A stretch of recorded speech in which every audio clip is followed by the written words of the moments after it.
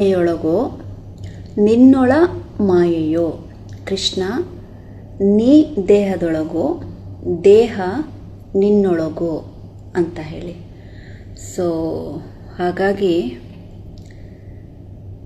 ಬಹಳ ಅದ್ಭುತವಾಗಿ ನಿಮ್ಮ ಪ್ರಶ್ನೆಗಳಿಗೆ ಉತ್ತರಗಳನ್ನು ಕೊಡ್ಬೋದು. ಬಟ್ ಏನು ಅಂತ ಹೇಳಿದ್ರೆ, ಯೋಗ ತರಗತಿಯಲ್ಲಿ ಸ್ವಲ್ಪ ಎಲ್ಲ ದೇಹ ಸಾಧನೆಯೂ ನಡೀತಾ ಇರುತ್ತೆ.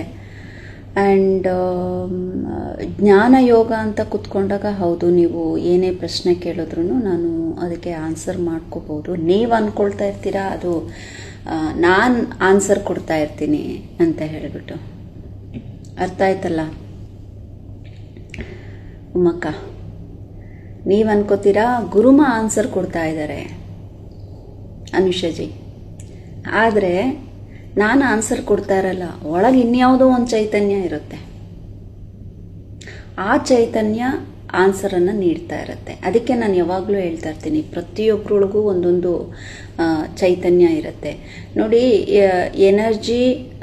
ಎನರ್ಜಿನ ಅಂದರೆ ಈ ಎನರ್ಜಿ ಸೃಷ್ಟಿ ಆಗೋದಲ್ಲ, ಮತ್ತು ಅದನ್ನು ನಾಶ ಮಾಡೋಕ್ಕೂ ಆಗಲ್ಲ, ಅದು ರೂಪಾಂತರ ಆಗ್ತಾ ಇರುತ್ತೆ. ಸೊ ಆ ಎನರ್ಜಿ ಅನ್ನೋದು ಈಗ ಈ ಭೂಮಿ ಮೇಲೆ ಪ್ರತಿಯೊಂದು ಜೀವರಾಶಿಗಳಿದೆ, ಅದರಲ್ಲಿ ಮನುಷ್ಯ ಕೂಡ ಹೌದು. ಈಗ ಮನುಷ್ಯನ ಉದ್ಧಾರಕ್ಕೆ ಯಾವುದೋ ಒಂದು ಎನರ್ಜಿಯನ್ನು ಕೆಲವು ವ್ಯಕ್ತಿಗಳಲ್ಲಿ ಹಾಕಿ ಭಗವಂತ ಭೂಮಿ ಮೇಲೆ ತಂದಿರ್ತಾನೆ. ಆ ಭಗವಂತ ಒಳಗಡೆ, ಆ ಭಗವಂತನೇ ಚೈತನ್ಯ ಅಂತ ಹೇಳೋದು, ಆ ಭಗವಂತ ನಮ್ಮ ಹತ್ರ ಹೇಳಿಸ್ತಾ ಇರ್ತಾನೆ. ಕೆಲವರಿಗೆ ದೇಶ ಸೇವೆ ಮಾಡುವಂಥ ಒಂದು ಕರ್ಮ ಅಂದರೆ ಒಂದು ಒಳ್ಳೆಯ ಕರ್ಮವನ್ನು ನೀಡಿರ್ತಾನೆ. ಈಗ ನನಗೆ ನಿಮ್ಮೆಲ್ಲರ ಸೇವೆ ಅಂದರೆ ಯೋಗ, ಆರೋಗ್ಯ ಅಥವಾ ಜ್ಞಾನ ಇಂಥ ಮಾಡುವಂಥ ಒಂದು ಕರ್ಮವನ್ನು, ಒಳ್ಳೆಯ ಕರ್ಮವನ್ನು ಅಂದರೆ ಸೇವೆಯನ್ನು ಮಾಡು ಅಂತ ಹೇಳಿ ನನಗೆ ಇಲ್ಲಿ ಬರೆದುಬಿಟ್ಟು ಕಳಿಸ್ಕೊಟ್ಟಿರ್ತಾನೆ. ಕೆಲವರಿಗೆ ಸೀಮಿತ ಮಾಡ್ತಾನೆ, ನೀನು ನಿನ್ನ ಗಂಡ, ನಿನ್ನ ಮಗು, ಅಥವಾ ನೀನು ಹೆಂಡತಿ, ನಿನ್ನ ಮಗ ಅಂತ.